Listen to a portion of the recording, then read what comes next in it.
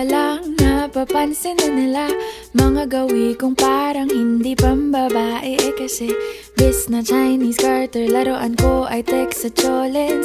Tapos kajamin ko lagi noon mga sigang lalaki sa amin.